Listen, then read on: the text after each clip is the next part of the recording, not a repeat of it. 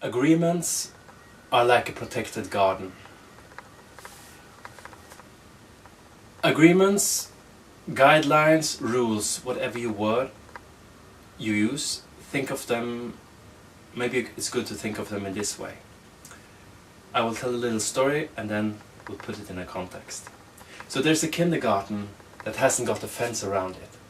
And the people working there are running after the kids all the time, because on one side there's cars passing by and on the other side there's a little hill with a cliff and a little river. So they are running after, bringing the kids back and saying stay here and don't move too much and so on.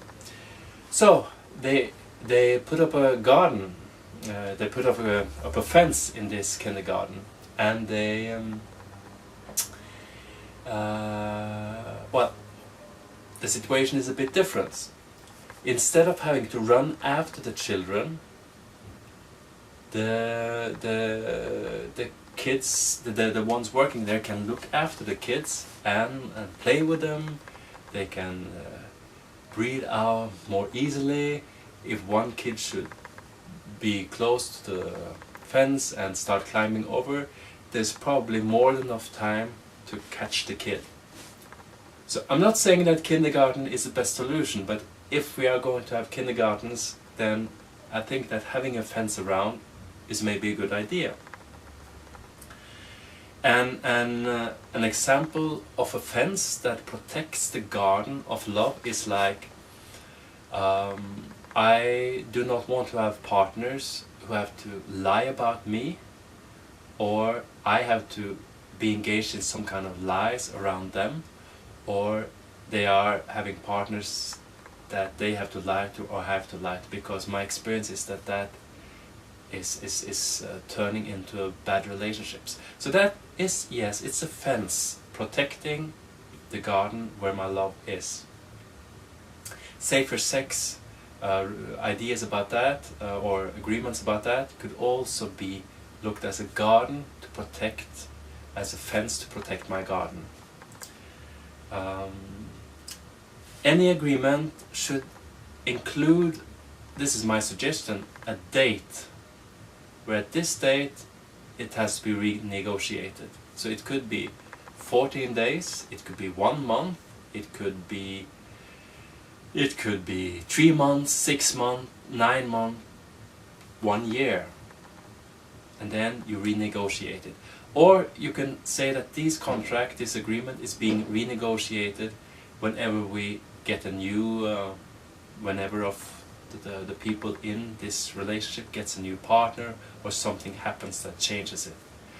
And of course you should have, anytime somebody wants to look at these agreements, then that's a good time to do it. If we look at communication, there is, among other things, at least 2 different ways of communication. And the first one is called talking, discussing, verbalizing. And there's another one called non-verbal communication. And I'll take the non-verbal one first. The non-verbal communication might consist of dancing together. It might consist of making a picture together. It might consist of listening to music without talking together. It might consist of just looking at each other for a while and not doing anything else. It's being together, being aware of each other together, maybe doing something together. One thing that's a good exercise is to actually solve a task together. You might have something that you're tying yourself to the other person with, so you don't get too far away. You can use it around the arm, or you can use it around the leg. And then you have a task to solve. It could be cleaning up the bookshelf, it could be sorting out the clothes, something. Just spending that time being together, close, and doing something. And Also, if you are like me, I'm a quite verbal person, so sometimes I add tape to this, so I'm just and that's really making me able to not do the talking. Of course, you can also use this one like this.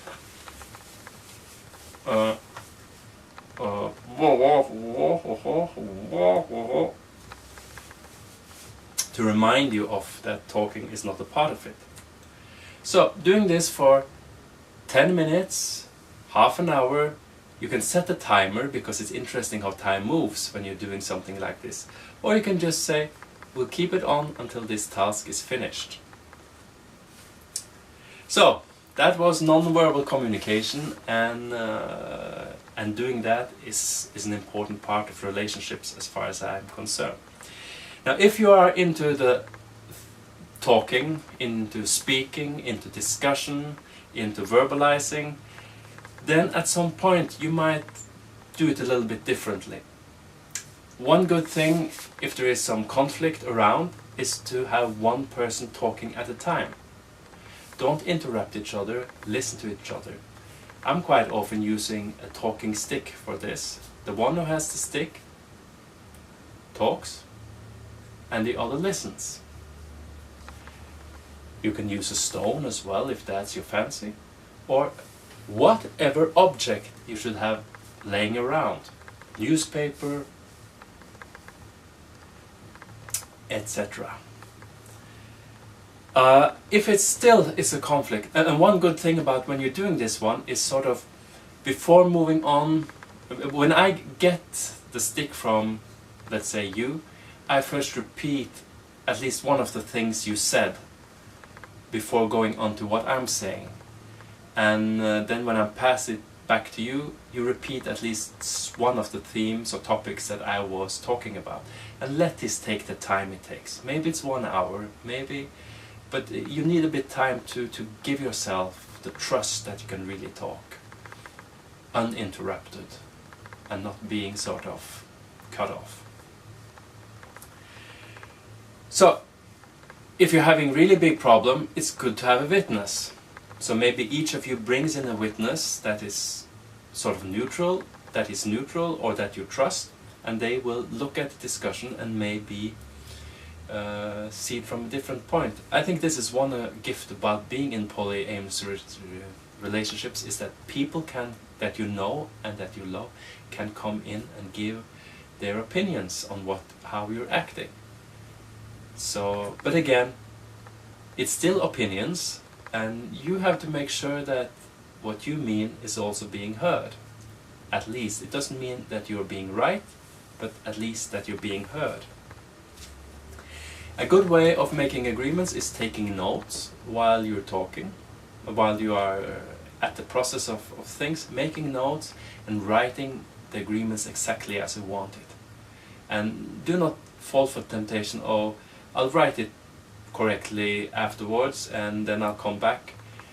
No, try to do it together until you both agree with the sentence, and you can change it later, but it helps to be precise. It's a good idea to do this a specific time in the week.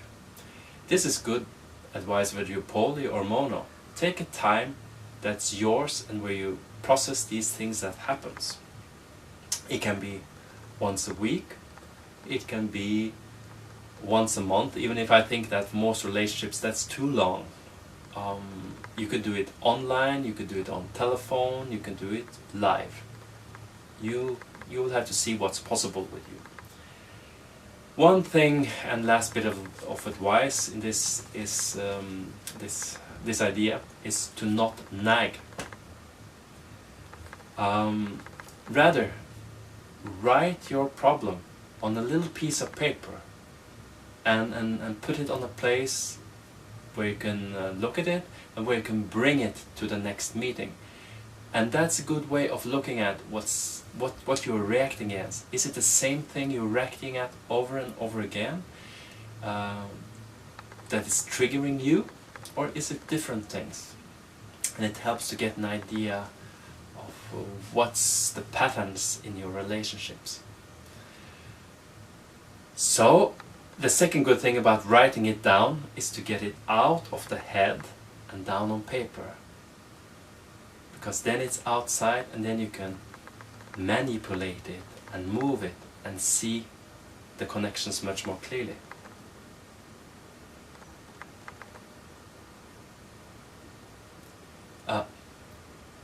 Just a moment. Yes, I just promised her some quality time, and we'll do some non-verbal cleaning up, and well, see you in a little while. So I'm a quite talkative person, so since we did this non-verbal, I'll put this one on.